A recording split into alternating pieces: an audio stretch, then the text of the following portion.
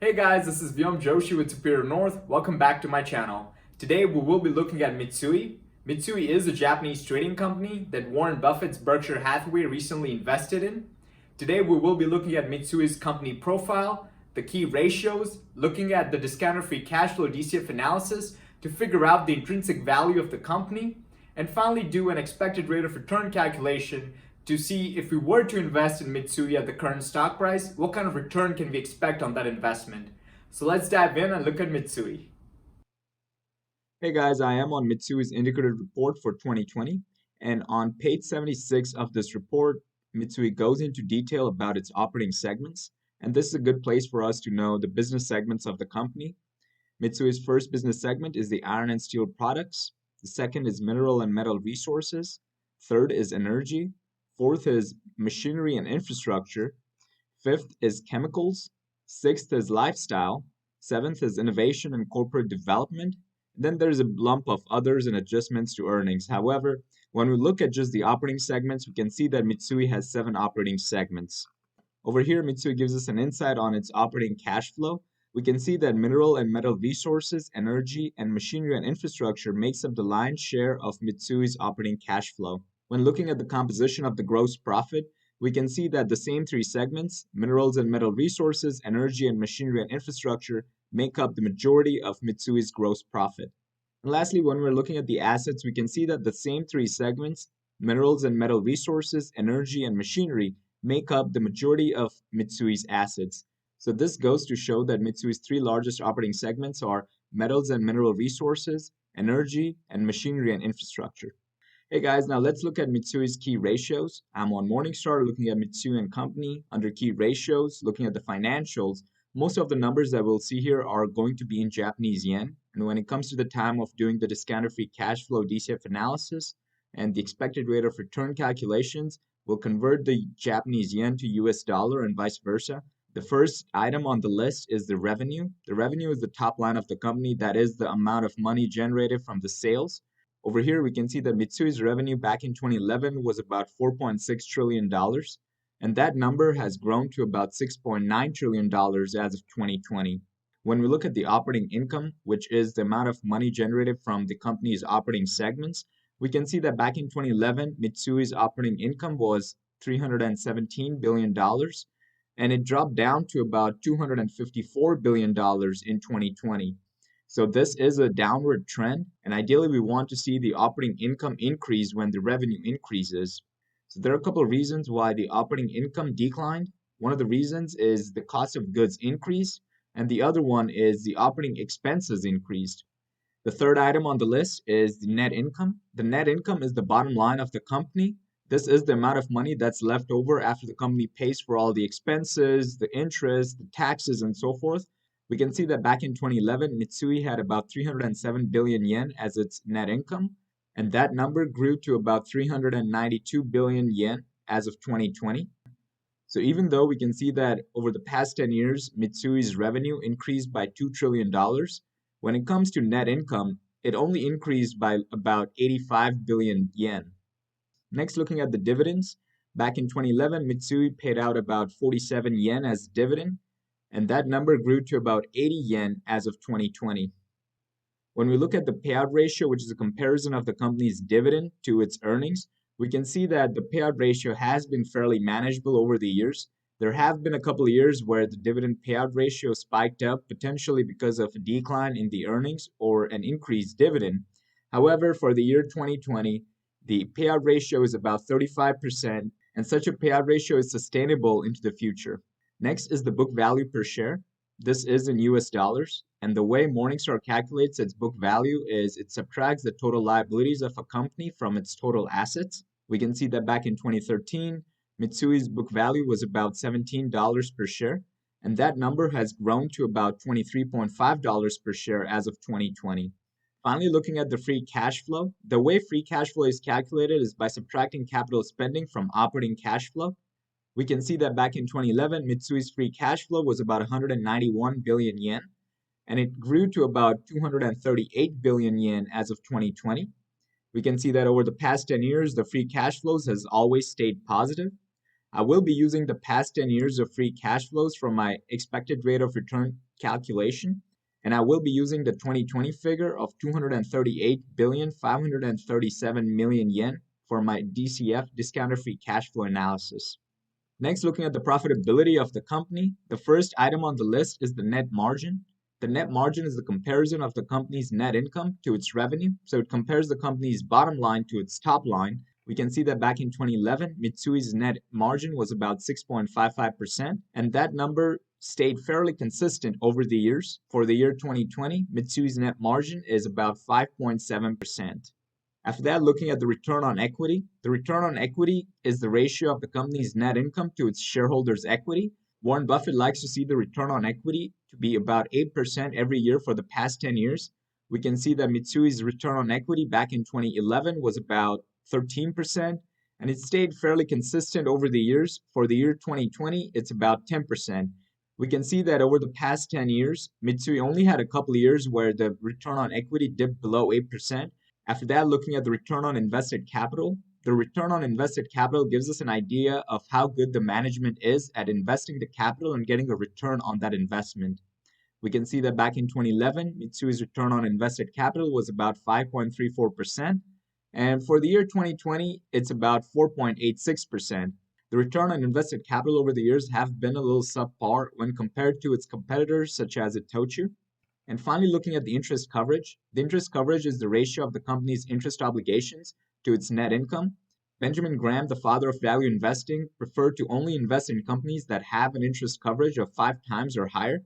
And we can see that over the past few years, the interest coverage has been greater than 5 times. We can see that for the year 2020, Mitsui's interest coverage is 6.96 times. This means that Mitsui can pay off its interest obligations 6.96 times using its 2020 net income. Next, looking at the financial health, focusing on the current ratio. The current ratio is the comparison of the company's current assets to its current liabilities. We want to invest in companies that have a current ratio of greater than 1.0. It's even better if the ratio is greater than 1.5. And we can see that Mitsui's current ratio has always been greater than 1.5 over the past 10 years. For the year 2020, Mitsui's current ratio is 1.53 times. This means that every dollar that Mitsui has coming due in the next 12 months, it has $1.53 of assets to cover that obligation. Next is the financial leverage. We can see that back in 2011, Mitsui's financial leverage was 3.63, and that number has stayed fairly consistent over the years. For the year 2020, Mitsui's financial leverage is 3.09. This financial leverage is comparable to its competitors. And finally, looking at the debt to equity ratio, this ratio gives us an idea of the company's total debt to its shareholders' equity. We can see that back in 2011, Mitsui's debt to equity ratio was about 1.19, and for the year 2020, it's about 1.11. Ideally, we want to invest in companies that have a debt to equity ratio of less than 1. However, when we compare this debt to equity ratio to its competitors, we can see that such a debt to equity ratio is industry standard. Next, looking at the efficiency ratios, the first one on the list is the day sales outstanding. This number gives us an idea of how many days go by from the day Mitsui records or recognizes the revenue to the day it actually receives cash for the service that was rendered. We can see that back in 2011, it took Mitsui 128 days. And that number has dropped down to 90 days for 2020. So a declining trend is definitely something we want to see when it comes to the days sales outstanding. Next is the days inventory. This number gives us an idea of how many days does Mitsui's products sit in the inventory. Back in 2011, Mitsui's products sat in the inventory for 46 days. And for the year 2020, Mitsui's products sit in the inventory for about 35 days. So there has been a decline in the number of days that Mitsui's products stay in the inventory. The days inventory goes hand in hand with the inventory turnover.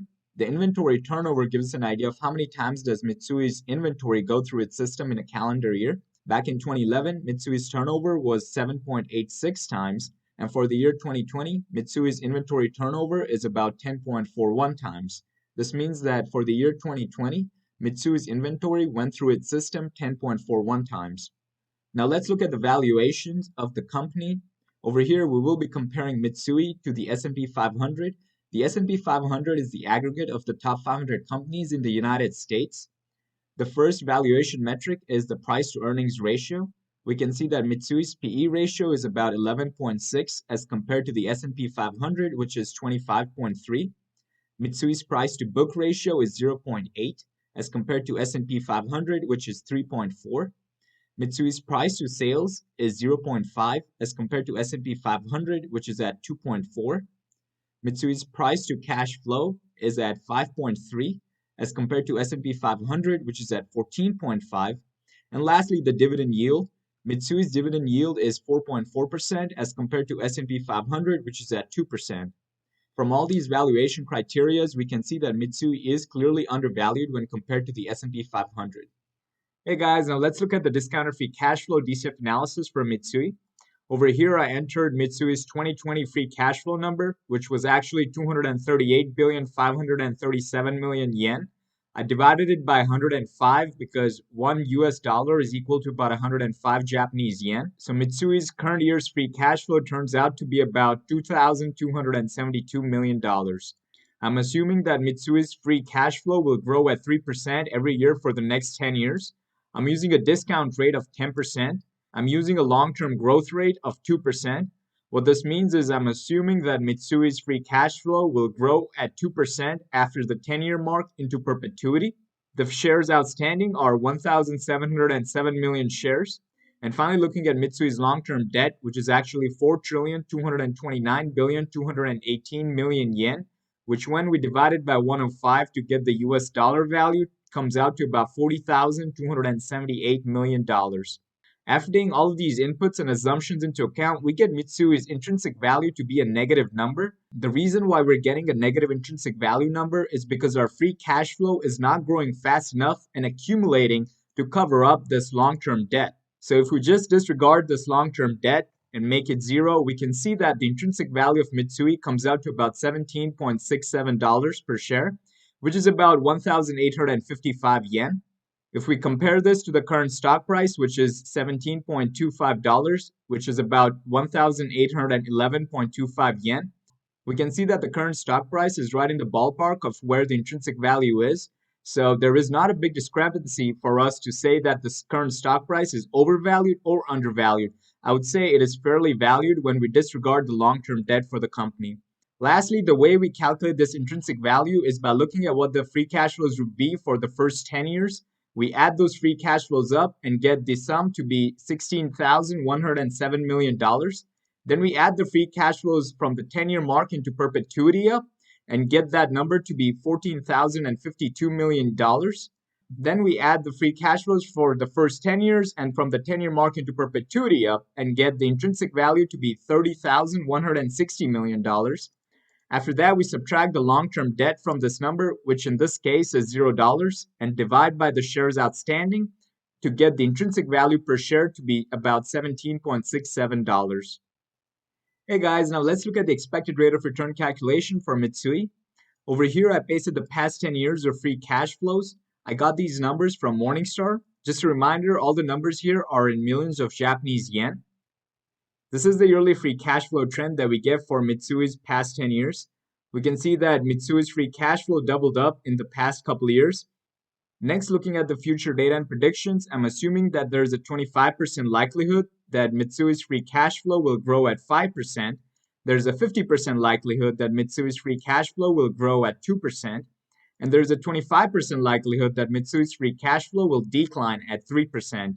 After taking into account these predictions, we can see the potential free cash flow raise that we get into the future.